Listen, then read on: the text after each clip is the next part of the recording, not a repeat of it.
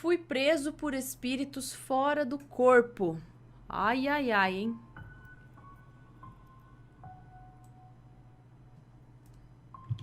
Deixa eu pôr aqui, anotar.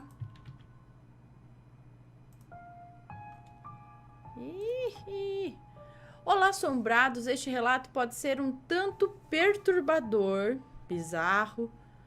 Eu sou de Jacareí, interior de São Paulo, e venho relatar uma experiência muito interessante que eu tive fora do corpo, uma projeção astral, que é um tanto assustadora. Para deixar claro, eu não tenho nenhum histórico de transtorno mental, eu não uso drogas, nem bebo, sou formado em gestão ambiental e na época eu trabalhava como educador ambiental. E desde criança sempre aconteceram diversos fenômenos parapsíquicos, como ver espíritos, vozes, intuição, etc.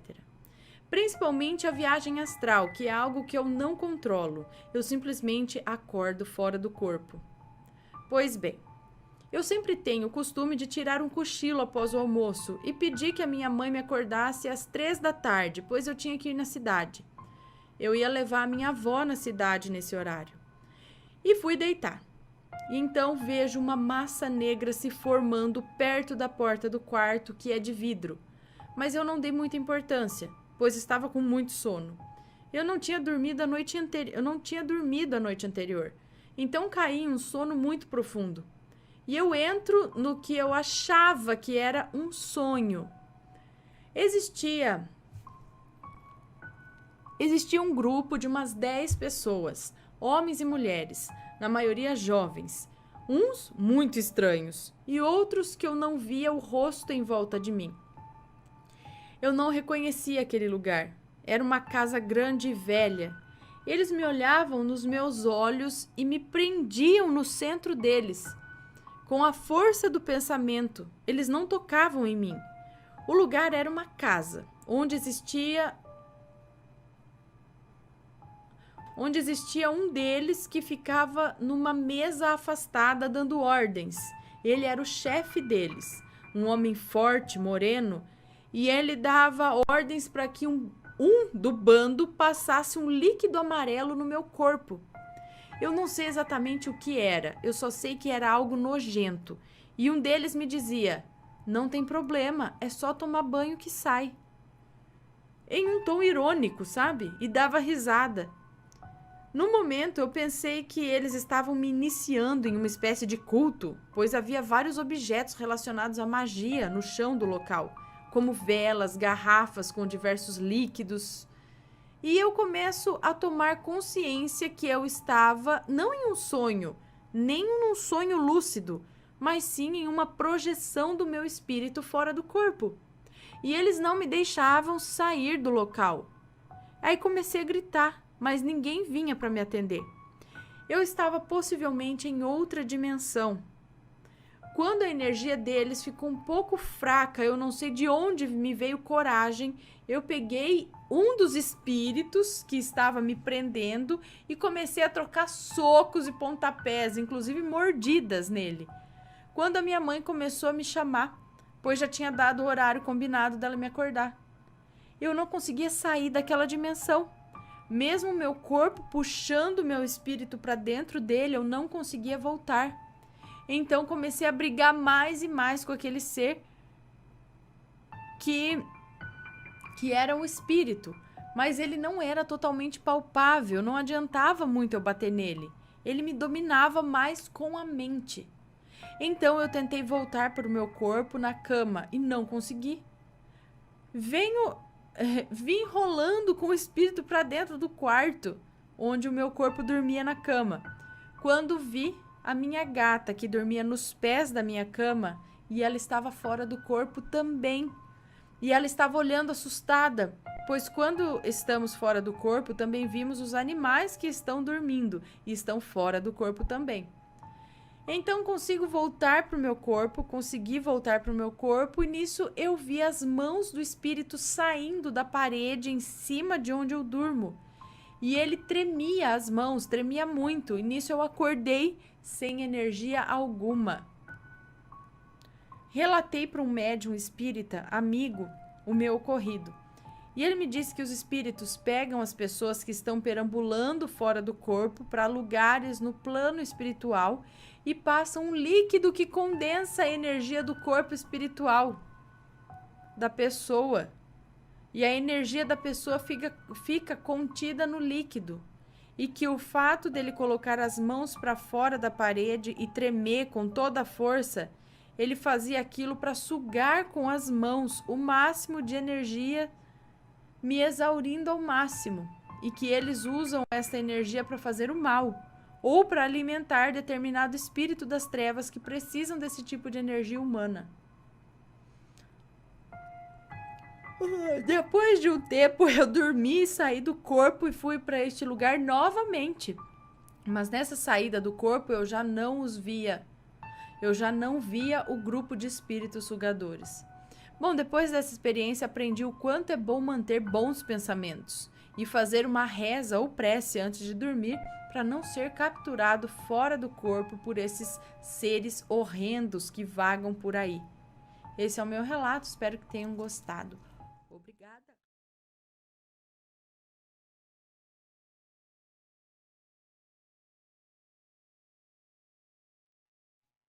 Então, beleza. Então, vamos ler mais relatos? Depois a gente volta. Aqui, ó. Deixa eu ver se não tem nenhum que eu já li, né? Ó, Minha Saga com a Minha Sogra Edith. Eu não li esse, né? Deixa eu só ver aqui, né?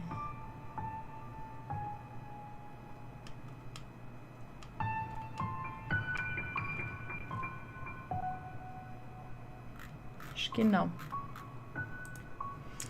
Olá, Ana e Matheus e assombrados. Boa noite, me chamo Fulana, tenho 20 anos, moro no Paraná, sou casada há 1 ano e meio, mais precisamente casei quando engravidei.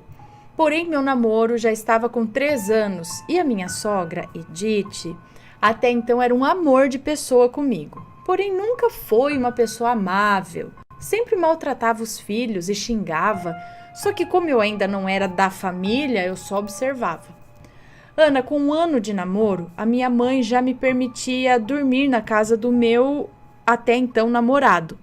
Festas de aniversário e até Dia das Mães eu passava lá, pois o meu marido trabalha com usina e a folga dele é em dias diferentes, então tinha que aproveitar as folgas. Ela sempre me tratou super bem, só que um dia, na festa de aniversário do meu marido, ela saiu com as amigas dela para festar.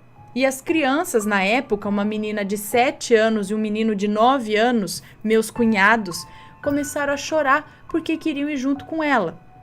Ana, quando ela chegou da farra, no outro dia, às 4 da madrugada, ela acordou as crianças para bater neles de cinta. Ana, eu fiquei pasma. Bom, mas ainda vai vir a parte que me envolve. Então, no ano passado, em junho, no Dia dos Namorados, descobri que estava grávida. Ana, que alegria na hora. Que alegria. Na hora eu mandei mensagem para ela, pois ela era como uma amiga para mim, e falei que estava grávida. Meu marido ainda morava com ela, então eu também fui morar com ela.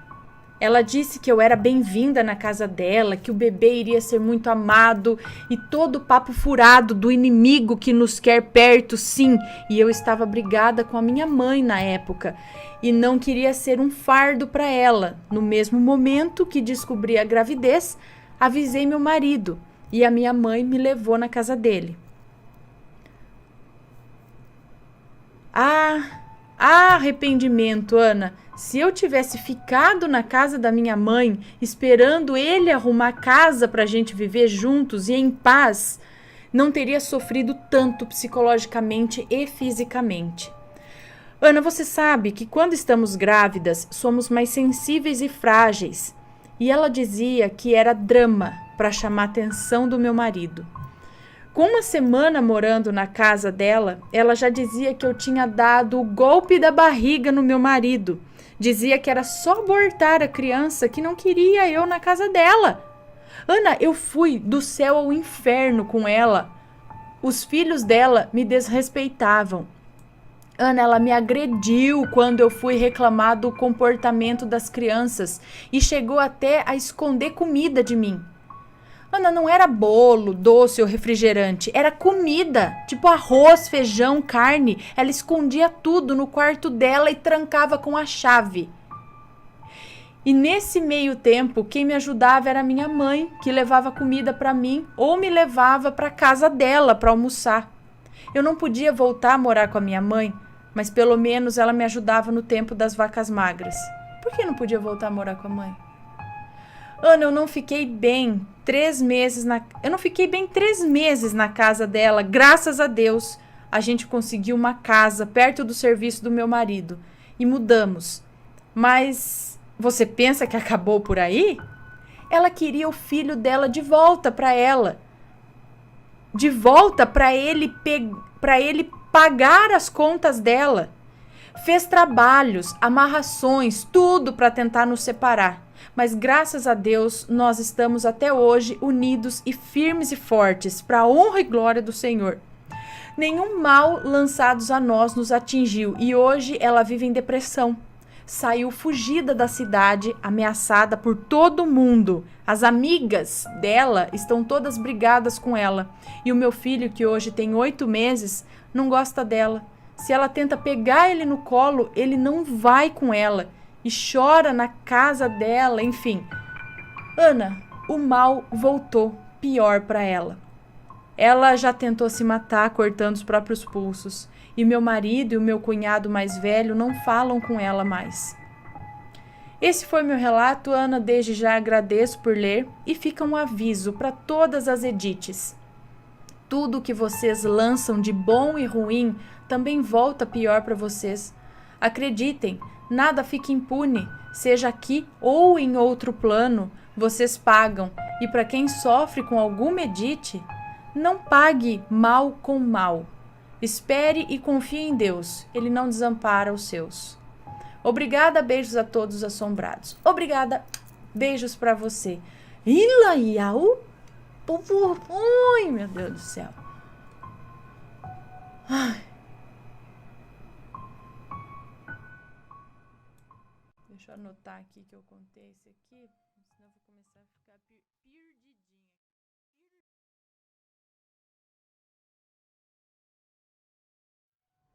O pequeno ser que nos observava ao dormir. Olá, Ana, me chamo Fulana, mas como sei que trocará meu nome, então meu nome é Fulana. E venho contar um dos tantos episódios que ocorreram comigo e minhas irmãs nos últimos anos. Os nomes estarão trocados. Obrigada. Era noite e estávamos nos preparando para dormir. Na época, dividíamos o mesmo quarto e tínhamos uma beliche com cama auxiliar. Eu ficava na de cima, minha irmã mais nova ficava na do meio e a minha irmã do meio ficava na auxiliar embaixo. Não lembramos exatamente a hora do ocorrido, mas sabendo que já era bem tarde,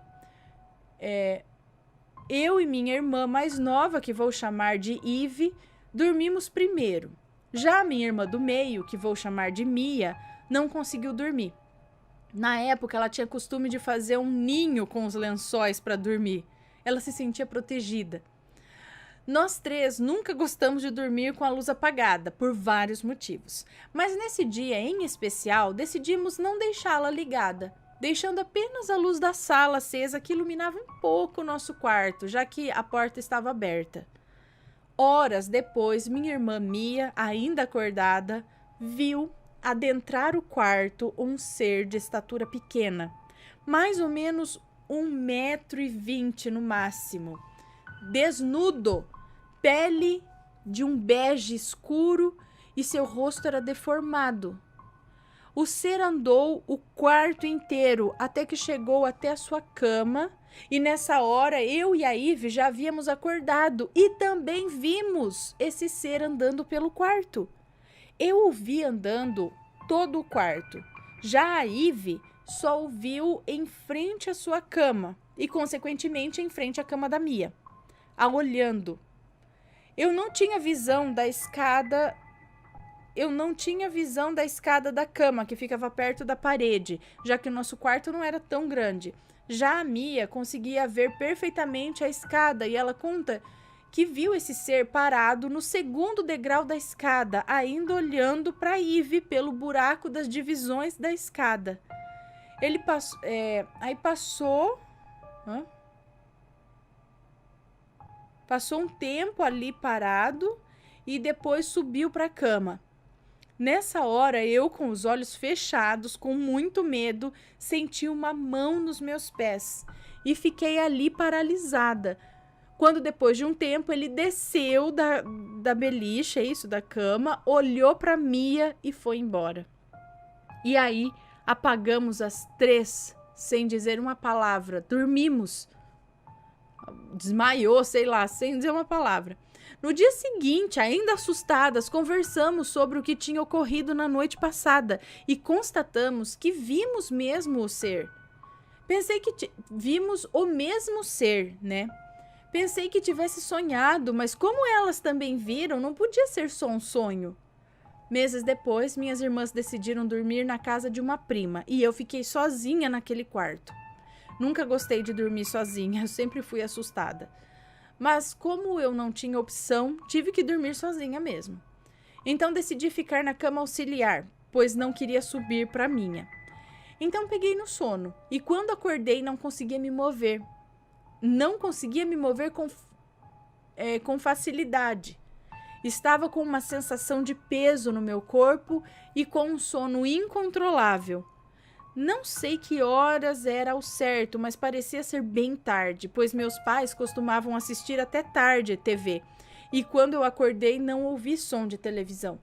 Então, quando eu abri meus olhos, com esforço, eu o vi novamente. Aquele mesmo ser da outra noite, só que agora bem de perto. Ele estava na cama do meio, bem próximo a mim, encolhido, com o corpo virado para a parede e com o seu rosto virado para mim, me observando. E aí eu apaguei. Eu só lembro de acordar no outro dia sem entender nada. Até hoje nos perguntamos o que poderia ser aquilo, porque nós 3 o vimos na mesma noite e outra vez eu o vi sozinha e sempre no mesmo quarto. Bom, esse é o relato, obrigada por ler. Pretendemos em breve lhe enviar alguns outros episódios que ocorreram com a gente depois desse dia. Um beijo. Um beijo para você, muito obrigada pelo seu relato. Aí eu fiquei pensando se ele era deformado como? Não teria possibilidade de ser um extraterrestre, sei lá, porque ele não tinha roupa, era como se fosse um corpo pelado, mas acho que não era bem como um corpo humano, né? Bege, meio da pele deformada, não seria um extraterrestre? Porque assim, vocês viam ele e apagavam, não dormia, ou era induzido a isso, e ele andava por... O que ele queria? Ficar observando dormir? Se é um ser de outra dimensão, que ser é esse? 1,20 m, eu não diria que é um gnomo, um duende, eu não diria que é um desses. Eu não sei que ser é esse. Mas ele soava ameaçador ou apenas observador? Soava, não, aparentava. Pelo que você diz, ele não aparentava ser ameaçador, tipo, é lógico que dá medo, qualquer um, né? Acho que eu ia ficar com medo até se eu ver o anjo, a menos que ele induza em mim, rapaz, aí beleza, mas se não, qualquer coisa que eu ver aqui, tá, beleza, eu quero ver não. Tem um medinho. Dá um medinho, né? Imagina ver um ser desse, criança ainda, está lá e vê o bicho andando no quarto, observando.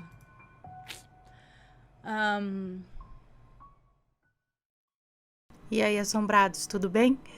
Eu tô passando aqui para deixar um recado com vocês de que a caixa assombrada do mês de dezembro já está disponível na loja e a caixa Varginha.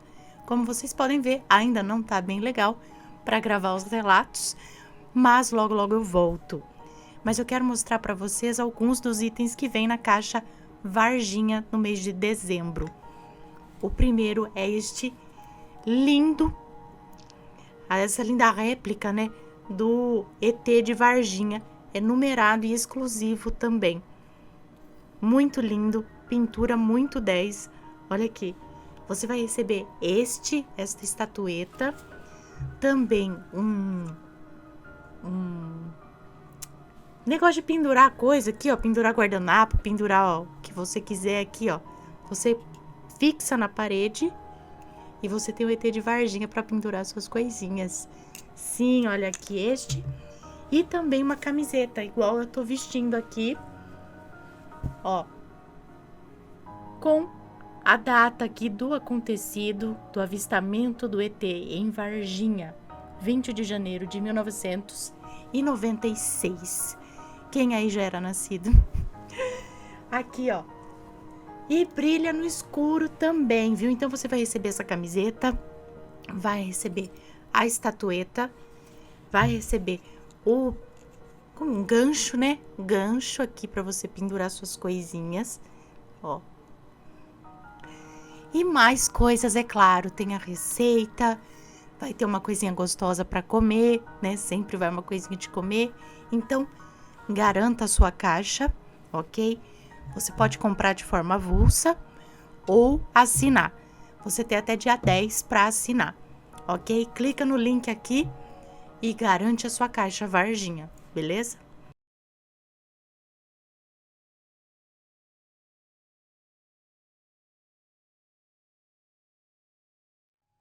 Vamos lá, então. Pessoal, cadê esses likes? Cadê esses likes? Vocês já conhecem, já tá vendo aí, já tudo, já não dá like.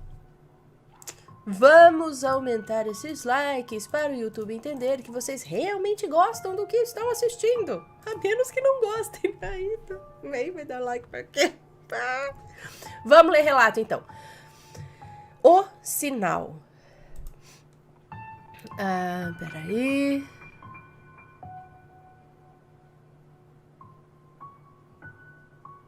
Tá, vamos ler aqui o relato. O sinal. Ana, como eu já te enviei em outros relatos, depois que a minha saúde teve essa reviravolta, eu tenho experimentado algumas coisas bem diferentes das que as pessoas consideram normais. Cheiros, barulhos, passos, pessoas falando, coisas ditas no meu ouvido, a ponto de me acordar na madrugada. Ou seja, as coisas vêm acontecendo com muita frequência, que chega ao ponto de eu ter dia que eu digo, pô, me deixa dormir. Ou, ai, agora eu quero almoçar, me dá licença. Bom, a escada aqui de casa vive estalando. E eu já te mandei um relato onde eu contei que eu joguei água benta e rezei um Pai Nosso. O que me intrigou é que eu, além de orar e dizer bem claro, se você não for do Pai, do Filho ou do Espírito Santo, não tem permissão para continuar aqui. Eu te proíbo de ficar. Aqui você só fica se for do Pai, do Filho e do Espírito Santo. Bom, no início isso resolvia e eu não mais ouvia nada. E eu fiquei toda feliz e contente. Até que há alguns meses as atividades voltaram. Junto aos barulhos da escada, começaram barulhos dentro do meu guarda-roupas. Ana, eu queria que você estivesse aqui para ouvir. Claramente alguma coisa se mexendo dentro do guarda-roupas. Ai, meu Deus, eu queria estar ainda pra ver. Não, eu queria sim. Se tivesse mais pessoas comigo, claro. E não é nada tímido, não. É alguém displicente, que não sabe se esconder. Não sabe fazer a coisa sem fazer barulho, não. Cara, filma isso pra mim, por favor. Eu orei de novo e como isso não para, cheguei à conclusão que não é nada do mal. Porque o terço de São Miguel Arcanjo é muito forte. Se fosse algo do mal, teria ido embora, como foi da primeira vez. Bom, a partir daí, aprendi a conviver com o que quer que seja que está aí. Sobe pela escada, entra por detrás do guarda-roupas e normalmente me acorda. Atrapalha o que eu estiver assistindo no notebook, mas fica bem quietinho quando estou fazendo os meus terços. E, incrivelmente, vem todos os dias no horário que eu faço os terços. Então tá, pode ficar. Às vezes dá umas mancadas, sabe? Como gritar pra eu acordar. Mas isso a gente releva. Cara! Dou uma bronquinha. E em 15 minutos fazemos as pazes novamente. Meu Deus. Agora, o que me aconteceu hoje pela manhã foi muito impressionante. Eu levantei, fiz meu café da manhã, tomei meu banho, comi umas frutas e eu sempre preciso voltar para a cama. A minha condição tá complicada. Eu me aconcheguei nas cobertas, tá frio, e eu sei, Ana, eu não estava dormindo, não mesmo. Eu tô com 61 anos e ainda não tô gagá. Eu estava virada pro lado onde fica o guarda-roupas e senti algo se mexendo dentro do quarto, nas minhas costas. Eu durmo em cama de casal, apesar de dormir sozinha. Então, me virei e percebi que o quarto não estava escuro, estava escurecido, entende? Eu pude ver um ser que tinha o tamanho de uma criança, de uns 7 anos, magrinho ou magrinha, cabelo bem curtinho, mas tão curtinho que a mim representou uma criança que fez químio, sabe? Essa criança, entre aspas, ou esse ser, eu não sei o que era, afinal eu não pude ver o rosto, me representou que era uma criança negra, mas eu não tenho certeza. E estava alegre, contente, e essa criança não se comunicava comigo por palavras. E então percebi que eu seria entendida por telepatia. Daí me concentrei e comecei a conversar. Juro que eu mandava as frases na minha mente e aquele serzinho simpático respondia tudo. O que falamos? Eu não lembro! Vê se não é desesperador. A única coisa que eu tive permissão de lembrar é que eu perguntei o nome e recebi a resposta Aline. Então era uma menina. E eu estava tão feliz, mas tão feliz que eu comecei a orar. Rezei um Pai Nosso e a Aline ficou quietinha perto de mim. Orei uma Ave Maria e ela permaneceu do meu lado. Fiz um sinal da Santa Cruz e sempre que eu faço o sinal da Santa Cruz, Ana, eu abaixo a minha cabeça e fecho os olhos. Daí, quando eu terminei, abri meus olhos e de frente para a Aline eu pude ver um outro ser, agora um adulto. O quarto ainda estava escurecido, mas quando firmei meus olhos pude reconhecer. Ana, era o meu pai. 30 anos completa agora em julho que ele desencarnou. Eu fiquei tão feliz em vê-lo e disse a ele: "Vem aqui, papai." Eu só o chamava assim. Ele deu a volta pelos pés da cama, ficou de frente para mim, me deu as 2 mãos e me abraçou tão forte, mas tão forte. Cara, tá arrepiada! Tão forte. E ele nada disse. E não deu tempo. Logo ele e a Aline foram embora. Claro que esse fato me fez refletir. Me aconcheguei de lado na minha cama e me coloquei a pensar, tentando voltar para ver se tudo voltava a acontecer, mas o que aconteceu foi outra coisa. Um cheiro suave, um perfume semelhante a talco. Sabe quando você passa talco no bumbum de uma criança e o cheirinho fica no ar? Não tem mais o talco, mas o cheiro fica? Pois é, era esse cheiro. Agora eu vou esperar que eles voltem, porque foi uma experiência ímpar, singular. Bom, nesse período em que eu não estou participando do seu programa, muitas coisas têm acontecido. Só que tá difícil para eu arrumar um tempo e escrever. Tive uma recidiva e metástase e não estou conseguindo ter a vida de maneira normal. Às vezes penso que eles estão me preparando. Se for isso, tenha certeza que você vai ter uma sombradinha do lado de lá. Só não sei se vou conseguir dar likes. Ai, meu Deus! Beijos a todos os assombrados e vamos dar likes, muito likes.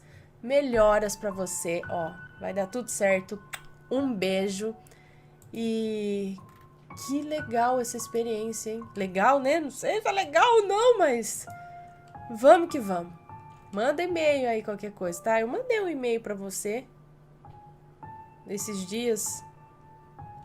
Deixa eu ver aqui. Depois eu procuro aqui. Enfim. Deixa eu anotar aqui que eu li.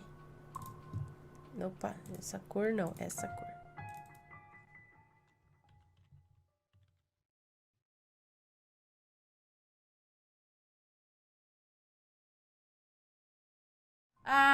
Quase me afoguei. Olá, Ana, não tem nomes, pode ler com tranquilidade. Adoro o canal. Já temos 2 camisetas, são de ótima qualidade, indico muito. Um dia estava no mercado e um rapaz reconheceu as camisetas do canal. Ai, que chique. Vamos ao relato. Eu nunca contei essa história para ninguém. Eu nunca consegui. Talvez escrevendo fique mais fácil. Quando eu estava na 2ª série, isso lá em 1900 e lá vai bolinha, eu fui com a minha escola para um hotel fazenda, para um dia de diversão nas piscinas. Na época, minha mãe não queria deixar, por causa da situação financeira que não estava fácil. Era o período antes do real. Estava morrendo de vergonha de usar biquíni na frente dos meus amigos de sala. Eu sofria bullying, pois tinha olhos grandes e era chamada de sapo. Ai, o povo é... Ai, essa molecada, gente do céu. Ai. Ana, eu queria ser princesa, não sapo. Por isso eu sempre fiquei sozinha. Hoje vejo que foi até bom. Eu tenho mais facilidade de fazer as coisas sozinha. Estudar, viajar, fazer compras. Eu não sofro tanto como as minhas amigas que precisam sempre ter alguém por perto. Bem, fui com os meus colegas para a piscina e fiquei em uma piscina rasa de criancinha. Mas vi que os meus colegas ficavam em outra que tinha uma parte funda. Eu não sabia nadar, mas eu queria ficar com o grupo. E nessa piscina só poderia ficar em uma parte pequena que era rasa. Foi aí que eu tive a brilhante ideia de ir para a parte funda, segurando na borda. Não contente, eu quis nadar da parte funda até a rasa. Então, Ana, o que acontece com alguém que quer nadar e não sabe? Afunda! Dei um impulso na parede e me distanciei da borda e comecei a afundar. Aí comecei a pensar o seguinte: vai até o fundo, bate o pé e volta para a borda. Olha, até que para quem não sabe nadar ainda raciocinava bem, pensava, né? Se eu tô me afogando lá, só penso, eu vou morrer. Só que não conseguia chegar no fundo, eu ia me afogar e morrer. Por pura burrice. Bom, foi então que alguém me puxou para fora bem rápido e eu me segurei na borda mais próxima. Morrendo de vergonha, imaginando levar a maior bronca, pois quando somos criança, todo mundo quer dar bronca na gente, né? E já imaginando um bilhetão no caderno para minha mãe. Para minha surpresa, não tinha ninguém. Olhei para os lados, nada. Olhei para as professoras, elas estavam tranquilas, conversando. O salva-vidas sentado. Ninguém para eu agradecer ou para me dar bronca. Eu fiquei o resto do dia sem entrar na piscina. Obrigada por ler meu relato. Antes de terminar, queria contar um sonho intrigante que tive. Tá bom. Então, olha, alguém puxou de dentro da piscina, mas não era ninguém. Foi o anjo. Falei, eu vou te livrar dessa, vai, pensa melhor da próxima vez, ele falou assim. Bom, um sonho, vamos lá. Uma noite eu sonhei que estava em um lugar muito ruim, com criaturas horríveis, e sobre mim havia uma capa. Esse sonho foi bem antes dos filmes do livro de Harry Potter. O meu guia protetor, quem estava comigo, disse que não devia ter medo, pois eu não podiam me ver por causa da capa de proteção invisível que eu usava. Alguém sabe alguma coisa sobre esse tipo de capa? Existe em outro plano ou foi só um sonho normal? Beijos, Ana e Matheus. Ana, você é a minha companhia para as atividades domésticas. Então vamos lá. Vamos lá, força na peruca para fazer as atividades domésticas. Vamos lá. Brincadeira. Que legal que sou sua companhia. Enquanto você faz serviço, eu fico contando história. É isso? Meu Deus do céu. Beijo pra você. Então, existe esse negócio de capa da invisibilidade mesmo? Em algum lugar, em algum plano? Porque ela diz que foi antes do Harry Potter que ela teve esse sonho. Se alguém souber aí de capa de invisibilidade no outro plano.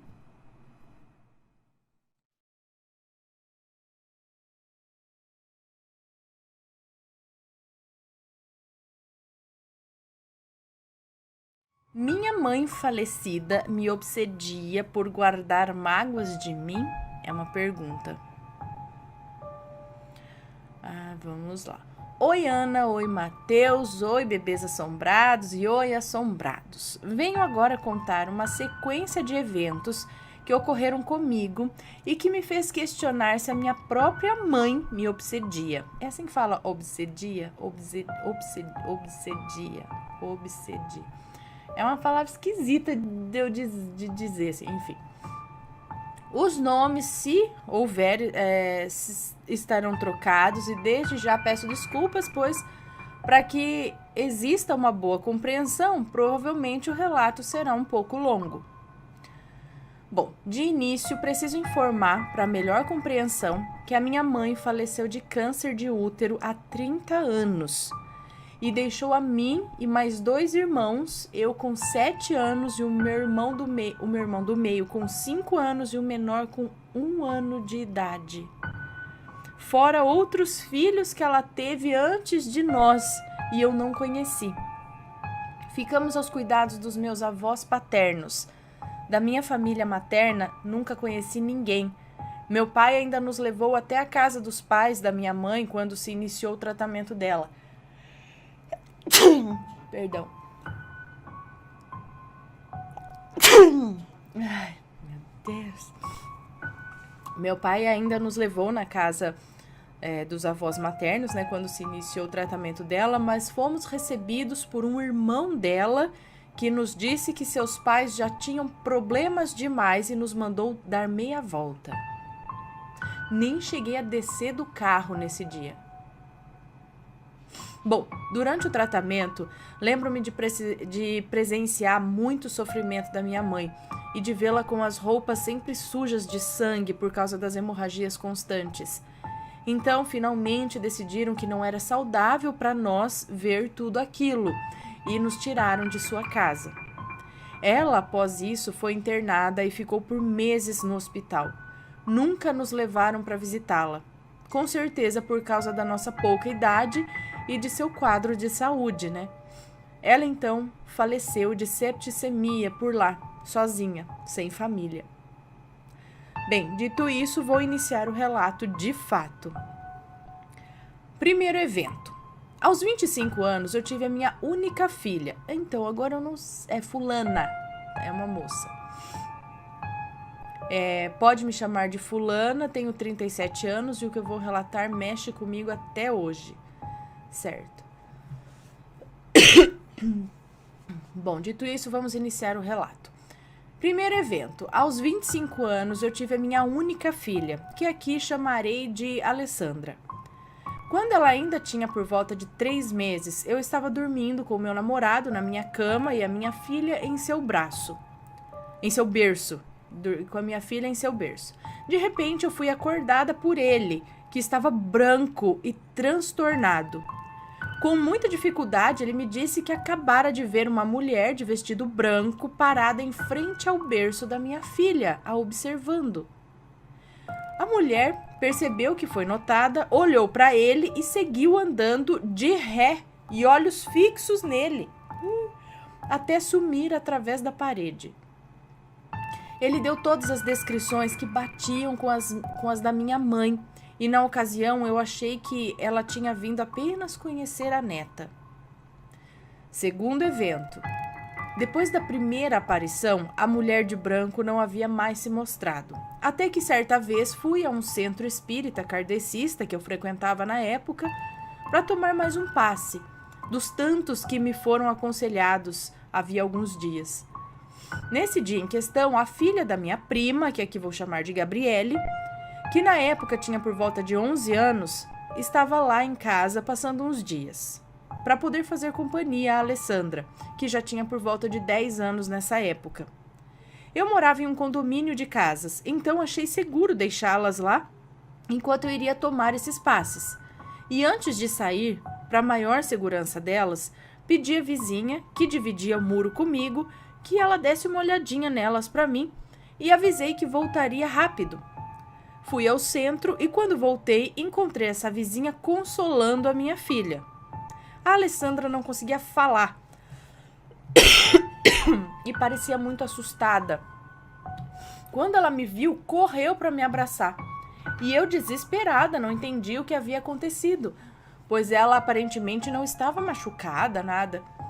Foi então que a Gabriele me disse que estavam brincando na área de lazer do condomínio, ela, a Gabriele, a Alessandra e a filha da vizinha, que tinha a mesma idade delas.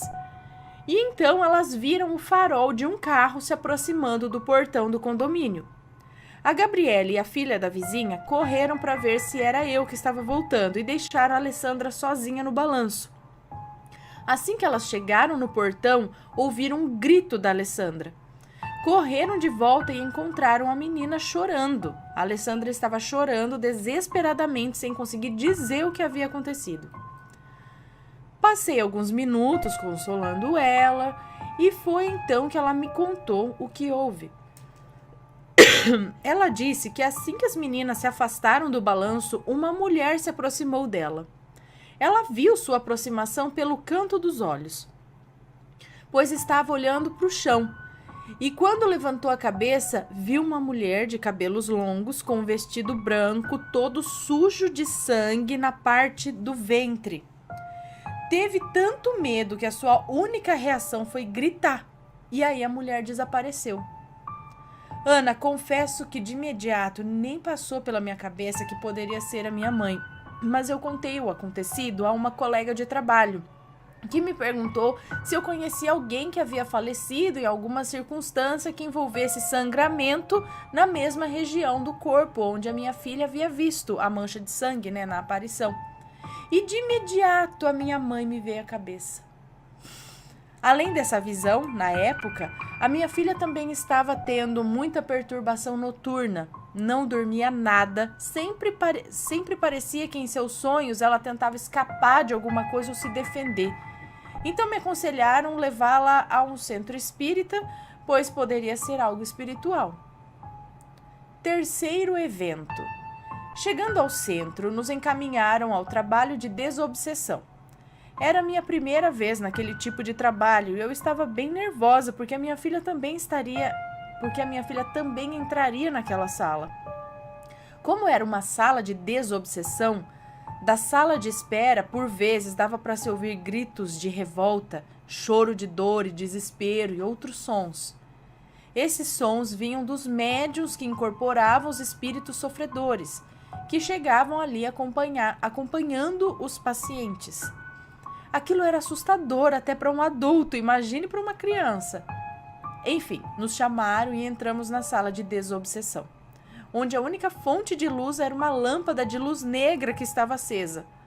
A minha filha sentou numa cadeira ao meu lado, um médium se posicionou à frente dela e uma médium à minha frente. Eles procederam então com a limpeza normal, a qual eu já estava acostumada, e para minha surpresa e alívio, os dois médiuns que nos atendiam finalizaram os procedimentos sem que tivesse havido nenhuma incorporação barulhenta, e então nos liberaram. Fiquei aliviada, pensando, ai, que bom que a Alessandra não teve que presenciar nenhum irmão raivoso incorporado, em algum médium. Mas meu alívio veio cedo demais. Quando eu ia me retirando, o médium que atendeu a minha filha me interrompeu e perguntou qual era o nosso parentesco, meu com a Alessandra. E eu informei que éramos mãe e filha. Ele então perguntou se poderia fazer uma limpeza em mim também, porque sentiu uma energia em minha filha e essa energia não estava interessada nela, e sim em mim. Então consenti e ele me pediu para me sentar novamente na cadeira em que eu estava, e se posicionou à minha frente. Graças a Deus haviam retirado a Alessandra da sala. Ana, no momento em que eu me sentei, a médium que havia me atendido anteriormente se pôs a gritar com muito ódio. Ela xingava, urrava e se contorcia. Por vezes parecia que segurava o impulso de me atacar. Entre vários xingamentos e outras coisas, ela repetia que não era para eu ter voltado a sentar, porque foi com muito esforço que ela, o espírito incorporado, tinha conseguido fingir naturalidade esse passado pela médium sem que ninguém percebesse. Sim, Ana, ela disse que se passou pela médium para que eu não fosse alertada e nem atendida como deveria. Dizia que eu tinha estragado tudo ao aceitar me sentar novamente. Diz que todas as dores que eu sinto eram provocadas por ela.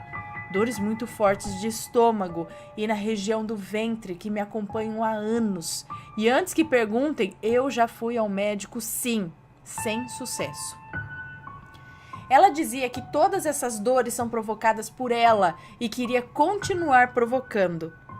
Ela continuou a gritar e xingar enquanto o médium continuava calmamente fazendo a limpeza em mim.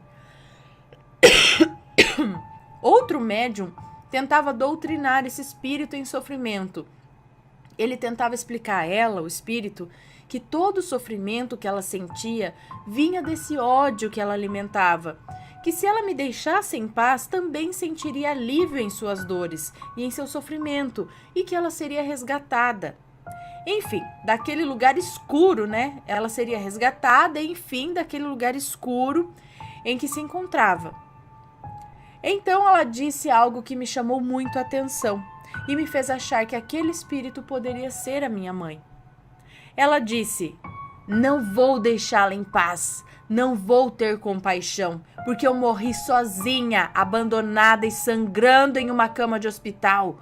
E nem ela, nem o pai ou os irmãos dela foram ao menos me visitar. Então por que agora eu tenho que ter piedade? Eu quero que ela sofra o mesmo que eu sofri." Gente. Bom, enfim, mas eram crianças. Se lá fosse alguém mesmo que criança não tem culpa. Bom, enfim, a limpeza e a doutrinação acabaram. O espírito concordou, depois de muito esforço, que tiraria... oh, meu Deus.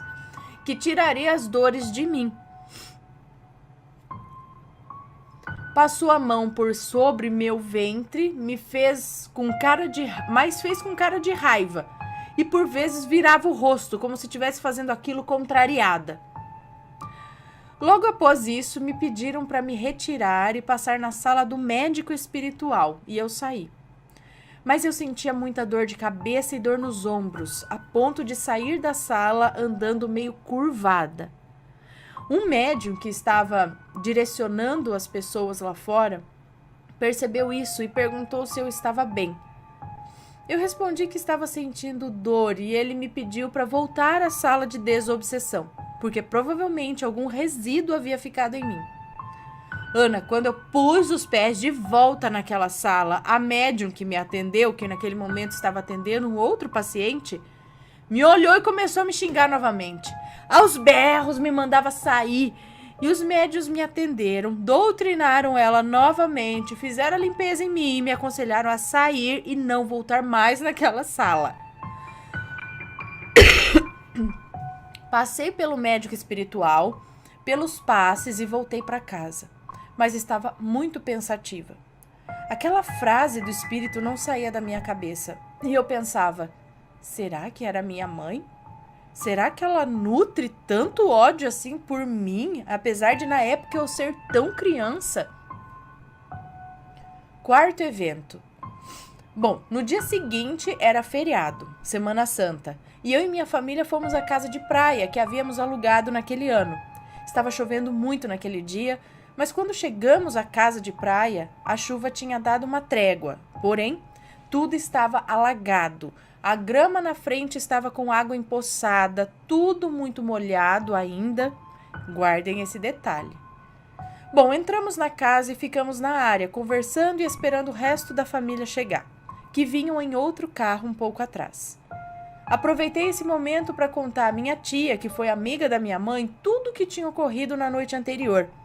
E como ela conheceu bem a minha mãe, perguntei se ela achava que podia mesmo ser ela.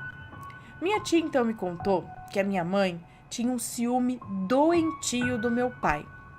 Disse que eles tinham brigas feias por causa desse ciúme e por esse mesmo motivo ela fez muito trabalho de amarração para ele e vivia em terreiros e se envolveu em trabalhos pesados. Enfim, a minha tia concluiu que por tudo que ela fez, provavelmente não estava tendo paz do outro lado e que era possível sim que ela estivesse perturbada a ponto de culpar a nós pelo abandono que sentiu. Ana, eu juro pela minha filha, que é o que eu tenho de maior valor nessa vida, que no momento que a minha tia me disse tudo isso, no momento em que a minha tia me dizia tudo isso, nós percebemos uma fumaça vindo da parte traseira da varanda. Corremos então para lá e quando chegamos percebemos, perplexos, que o tronco de um coqueiro que havia sido derrubado e que estava encharcado, né? Porque lembra que estava tudo molhado ainda, né? Com chuva. O tronco que estava derrubado e encharcado simplesmente pegou fogo sozinho. Não havia mais ninguém na vizinhança. Éramos naquele momento a única casa ocupada ali. E apesar de tudo estar cheio de água, o tronco de árvore queimava e fumaçava sem explicação. Na época, eu até filmei para mostrar o tronco em chamas e ao redor a grama empoçada. Mas perdi o celular e com ele também se foi esse vídeo.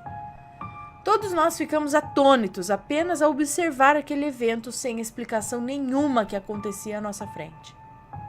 Bom, para finalizar esse relato, concluo dizendo que fiz um tratamento no centro espírita, depois mudei de linha religiosa, mas ainda continuo em uma linha espiritualista e continuei a tentar resolver essa obsessão que me perseguia. Também fiz um ritual que me ensinaram no centro, feito com orações para conversar com Deus e com os anjos da guarda da minha filha, onde eu usei as minhas próprias palavras e a forte ligação que a mãe tem com os seus filhos para livrá-la de tudo que acontecia com ela. E deu certo, pelo menos até agora. Minhas dores ainda continuam, mas sei que existe um porquê de eu ainda passar por isso. Afinal, eu creio que todos nós estamos na carne porque temos dívidas a acertar. Talvez essas dores inexplicáveis que sinto sejam uma forma de pagar algo que devo. Pois bem, eu gostaria então de pedir a opinião dos assombrados, em especial da Ana, que me parece ter uma intuição bem forte e certeira na hora de comentar os relatos. O que vocês acham? Será que a minha mãe se tornou a minha obsessora depois de seu desencarne? Beijos de luz a todos e desculpem pela extensão desse relato, que também é um desabafo na tentativa de colocar tudo para fora e achar, enfim, uma resposta para essa questão que me persegue e angustia. Fui! Um beijo para você, muito obrigada pelo relato. Assim, é triste pensar que a mãe obsedia, porém, pelo que a tia aí falou, não é tão difícil assim. A gente não sabe como era sua mãe, não tem como dizer assim, né? Mas eu acho que não é impossível que seja ela. Assim, não tem lógica, né? Tanta raiva, tanta coisa em cima de uma criança, ainda mais seu filho, né? Um filho seu, filho, a gente perdoa tudo praticamente. Ainda é a criança, que culpa tem dela não ter ido? Ela podia sim estar fazendo isso, talvez com o marido. Era dele que ela tinha ciúmes, era dele. Agora, por quê? E é só com você ou com seus irmãos não acontece nada? Será que seria coisa de outra vida ainda? Que vocês duas teriam tido uma rixa, alguma coisa em outra vida ainda? E é isso que ela se apegou? Eu não sei se isso é possível, mas porque ela já teve essa vida com você? Não sei. Ela tinha alguns ciúmes de você e do seu pai? Porque às vezes isso acontece, né? Não sei, mas eu acho que não é impossível ser a mãe, não.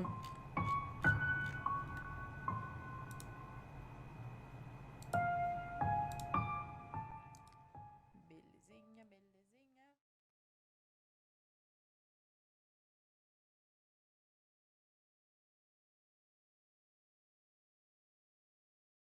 Mais um relato aqui. Motoqueiro fantasma que me salvou. Oi, Ana, tudo bem? Sou uma grande fã dos relatos e hoje estou aqui para contar um relato que, na verdade, não aconteceu comigo e sim com a mãe de uma amiga minha. Bom, Ana, os nomes já estão trocados para facilitar a leitura.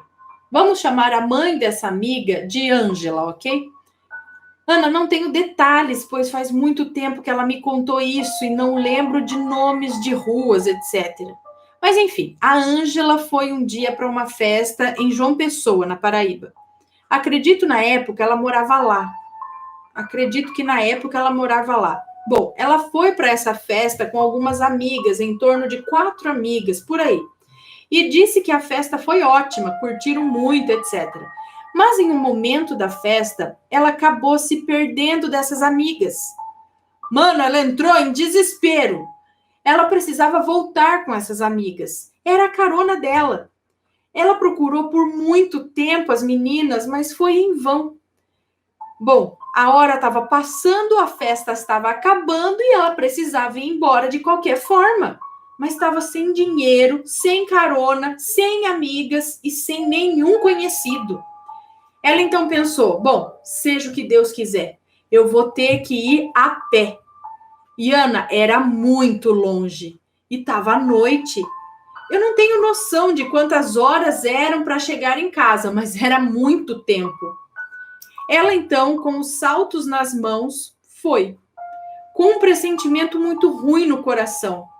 Ela então chegou em uma parte bastante escura, tipo muito escura mesmo, onde só o que iluminava eram as luzes dos veículos que iam passando. Ela estava desesperada, estava com medo. Ela então começou a orar muito. Ela orou para as almas. E quando ela parou um pouco de orar, adivinha? Um motoqueiro com a viseira do capacete fechada parou do lado dela e disse: moça, vamos, é perigoso aqui para você estar sozinha. Ela disse que sem ter muita opção, ela pensou: bom, seja o que Deus quiser.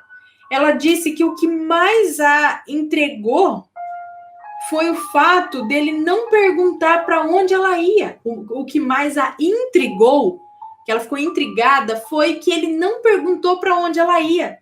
E ela não precisou dizer. Ele simplesmente parou, falou, sobe, né? É perigoso você ficar aí. Ela subiu e ele levou ela. Ela não precisou dizer. Ela sentiu uma paz muito grande vinda daquele homem. E então ele pegou o caminho certinho para a casa dela, como se ele fosse enviado só para deixá-la em casa em segurança. Quando eles chegaram na porta da casa dela, ele tirou o capacete. E qual foi a surpresa dela ao ver o rosto dele, que era todo desfigurado? Ela disse que olhou para aquele homem e não conseguiu sentir medo. Não sentia medo algum, só um sentimento de gratidão e dó dele. Ela disse a ele: oh, meu Deus, muito obrigada. Ele só fechou os olhos, abaixou a cabeça, como quem dizia, tudo bem. Ela disse que se virou um instante para pegar a chave na bolsa, e quando se virou de volta, ele não estava mais lá. Ele simplesmente sumiu, assim, do nada. Ana, não tinha como ele sumir daquele jeito, a rua era larga, grande, não tinha esquina próximo para ele virar tão rápido. E barulho de moto que ela também não escutou? Bom, ela disse que até hoje é muito grata a Deus e que se aquele homem não tivesse aparecido, algo ruim teria acontecido com ela naquela noite. E eu fiquei pensando aqui, será que não era a alma de algum homem que morreu naquela estrada e vendo o desespero da moça quis ajudar? Ou será um anjo enviado de Deus para protegê-la? As duas coisas, talvez. Por que dele ter o rosto desfigurado, né? Se fosse um anjo, talvez nem tirasse o capacete ou tirasse... Que legal, né? Os caras vêm de moto também. Eu sabia que os anjos são motoqueiro também. Tem um outro relato. Ó, se tiver mais algum relato de anjo em moto, manda para mim que eu já faço a coletânea temática. Anjos motoqueiros. Porque eu lembro de um muito legal, um relato, que a pessoa estava precisando correr para o hospital porque a criança tinha sofrido um acidente. Subiu, ó, cuidado com isso. A criança subiu tipo numa cômoda onde tinha uma TV de tubo pesada em cima. E a cômoda veio para cima da criança com a TV. Uma criança de uns 2 anos, sei lá, não lembro direito. E a criança apagou na hora, desmaiou e então bateu a cabeça, perigoso. E aí precisavam correr para o hospital. Acho que é esse o relato. Só que era época, se não me engano, de Copa do Mundo ou Olimpíadas no Rio. E as ruas estavam tomadas, tapadas, não dava para rodar. De repente surgiu um motoqueiro que, sei lá como, percebeu que eles precisavam, eu acho, passar por ali, e ele começou a chutar os retrovisores, chutar as portas do carro, falar, dá licença, buzinar, e ele começou a abrir caminho para os pais passarem com o carro rápido para chegar com a criança no hospital. O motoqueiro foi abrindo caminho desse jeito, só que quando chegou lá, o cara sumiu também. Sumiu. Ele apareceu ali, foi assim meio hostil com as pessoas, porque se não fosse assim, né, quem que é? Vamos abrir caminho. Muito legal. Muito fã aqui dos anjos nas motos.